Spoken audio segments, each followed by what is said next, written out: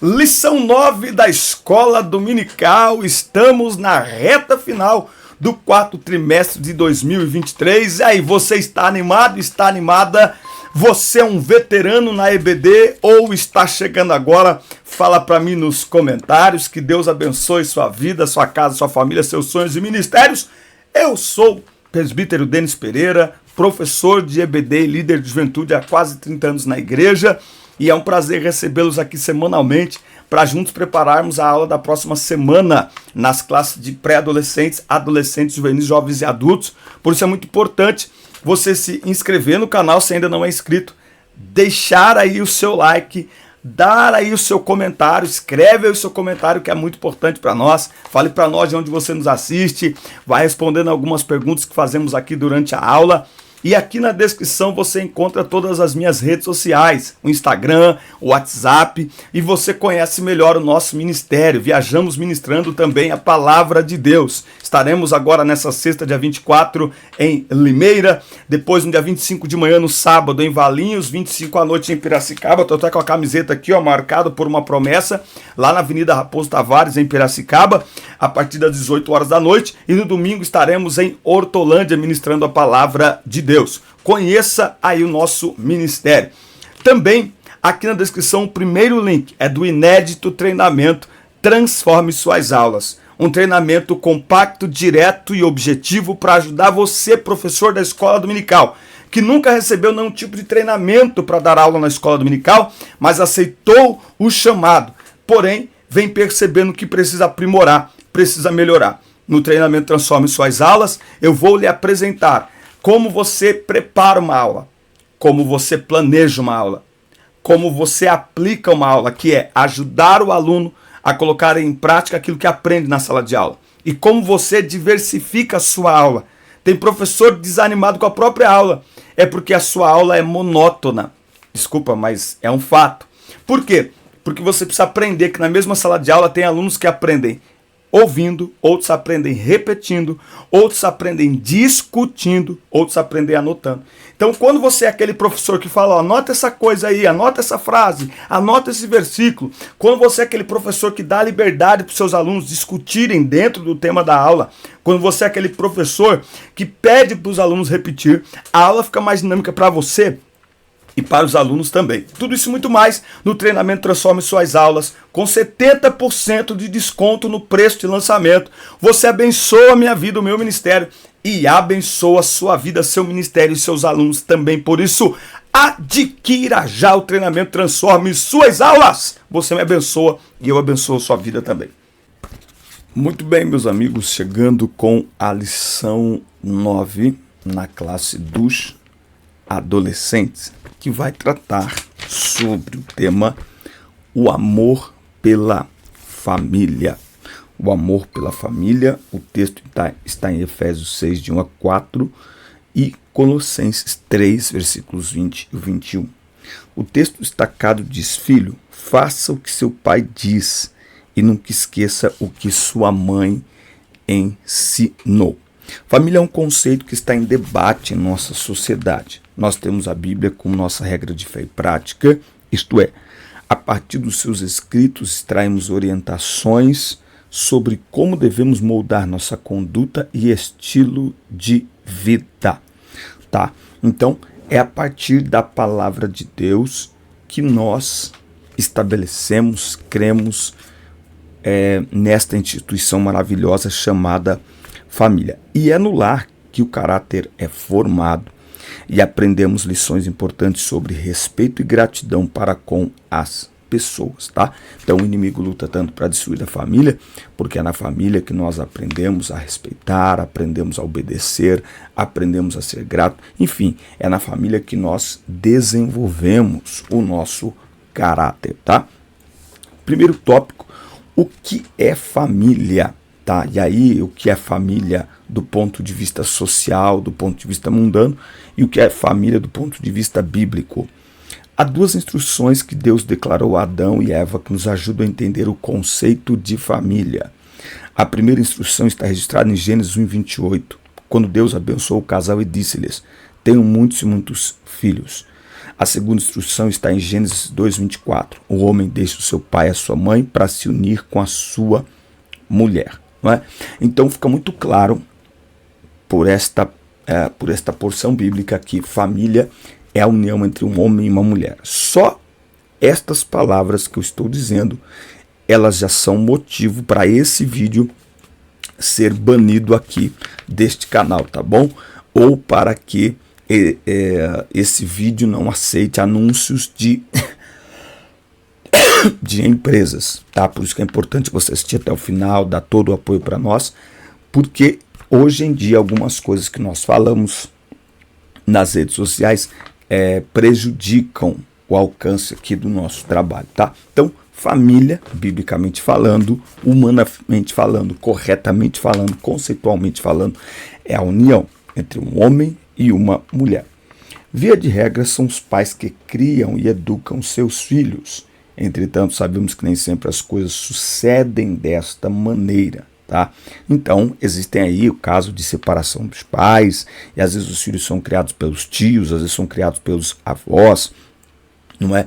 Existe caso em que a criança nasce e vai ser criada por pais adotivos, mas o fato é que nós não devemos também usar modelos ou exemplos negativos como regra, eles são a exceção, tá?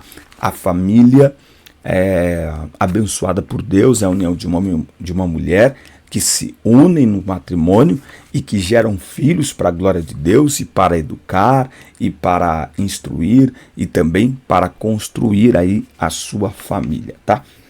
A família, ela é um ambiente de formação. O importante é entendermos que quando há vínculo de amor e compromisso entre membros de uma família, o ambiente familiar fica saudável para que os filhos recebam uma boa criação.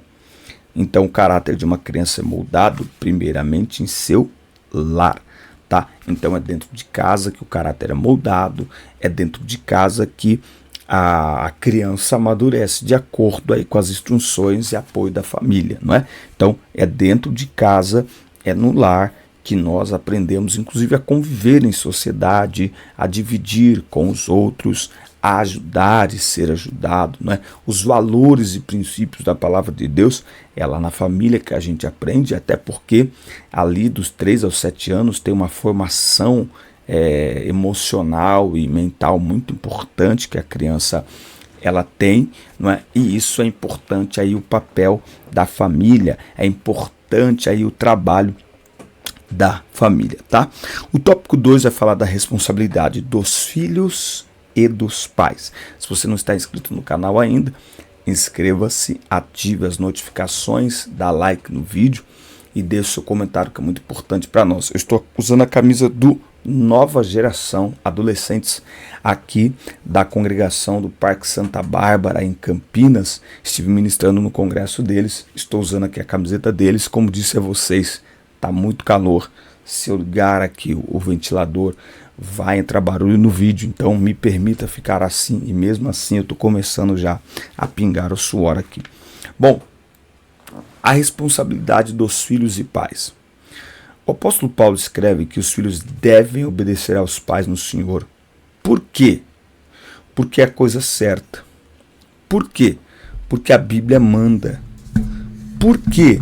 Porque os pais são autoridade sobre a vida de seus filhos. Olha o que a Bíblia diz aqui, ó. Eu quero ler esse texto de Colossenses, capítulo 3, deixa eu só ver se é isso, e versículo 20. Filhos, obedecei a vossos pais em todas as coisas. Por quê? Porque isto é agradável ao Senhor. E essa explicação basta. Por quê que os filhos devem obedecer aos pais? Porque isso agrada a Deus. Lembrando que filhos que devem obedecer os pais? Todos os filhos, independente da idade, independente da formação, independente da independência, não é? Independente da autonomia, ok? A Bíblia não classifica filhos, crianças, filhos adultos, filhos casados, filhos solteiros. Filho é sempre filho e pai é sempre pai. Então, significa que a base da obediência ela é Deus. Os filhos aceitam as orientações de seus pais porque entenderam que esse comportamento é agradável ao Senhor. Não é? Então nós vivemos para agradar ao Senhor, não para agradar a nós mesmos. Então, enquanto filhos, nós devemos obediência aos nossos pais. Eu costumo dizer que eu não compro moto porque o meu pai não quer me ver andar de moto. Às vezes que ele me viu andar de moto, ele não aprovou, então não importa que eu sou casado, não importa que eu tenha minha autonomia, se eu quiser eu posso comprar, não interessa, ok? Eu continuo sendo filho. O princípio do respeito na família. Esse princípio de respeito e honra aos pais não apareceu do nada. Ele é muito antigo, e o fato de ser antigo não significa que é velho, retrógrado, nada disso. Pelo contrário, significa que é algo maduro, que é algo que traz consigo uma raiz, uma base, um fundamento sólido, tá? Faz parte da lista dos 10 mandamentos dados por Deus a Moisés e ao povo de Israel, né? Interessante isso, está lá na Antiga Aliança e está no Novo Testamento também. Depois a gente vai ver no livro de Provérbios como isso se tornou importante para a cultura de Israel, porque são diversos ditados que se referem à obediência dos filhos, né? Então, os filhos têm que obedecer primeiro porque isto agrada a Deus, primeiro. Segundo, os filhos têm que obedecer porque quem não obedece pai e mãe que o gerou, não vai obedecer professor, não vai obedecer autoridades, não vai obedecer pastor, não vai obedecer líder, não vai obedecer ninguém. E obediência é a base do respeito. Quem não tem como haver respeito se as pessoas não obedecem autoridades, não obedecem. Né? Nós até estamos vivendo um tempo agora que muitas pessoas têm se levantado como especialistas para mostrar que os pais têm que tomar cuidado em dar ordens para os filhos. Né? E às vezes uma simples ordem de tomar um banho, o pai tem que negociar com o filho para fazer esse filho tomar banho. Mas a realidade é que ordem é ordem, acabou. Os filhos precisam ser criados em um ambiente onde eles sabem que estão debaixo de uma autoridade e que a autoridade é para ser obedecida. Isso agrada ao Senhor e isso traz saúde para a família e para a sociedade. Pessoas que respeitam autoridades, né? Pessoas que respeitam lideranças. Tá? Então é preciso ter muito cuidado com todo o trabalho que vem sendo feito de uma maneira cultural, de uma maneira até sedutora, para quebrar todo tipo de regra, para quebrar todo tipo de autoridade e para mostrar, sabe, um jeito de educar os filhos, onde não pode dar ordem, tem que negociar com a criança para ela ir tomar um banho, tem que negociar com a criança para ela colocar uma roupa e tal. É preciso tomar muito cuidado com isso, porque isso quebra princípios da palavra de Deus e quem quebra princípio quebra a cara. Então, é comum, né? Então é importante que os pais exerçam esse poder. O adolescente precisa saber que quando o pai lhe diz não, é para sua própria proteção, não é? E nem sempre a gente vai entender naquele momento o não. Nem sempre a gente vai entender naquele momento uma ordem. Por isso que o mais importante que entender a ordem é obedecê-la, sabendo que estamos diante de alguém que exerce autoridade sobre nós. Né? Então, os pais servem para alimentar, os pais servem para cuidar, os pais servem para proteger e não servem para dar ordem. Né? Aceita tudo dos pais, aceita a roupa, aceita o brinquedo, aceita o passeio, aceita o quarto, aceita a comida, aceita o conforto, aceita tudo, menos a ordem, não é? Menos a autoridade. Não é? Então, filho que rejeita a autoridade de pai e mãe está rejeitando a autoridade de Deus, porque pai e mãe são representantes da autoridade de Deus na nossa vida. Tá?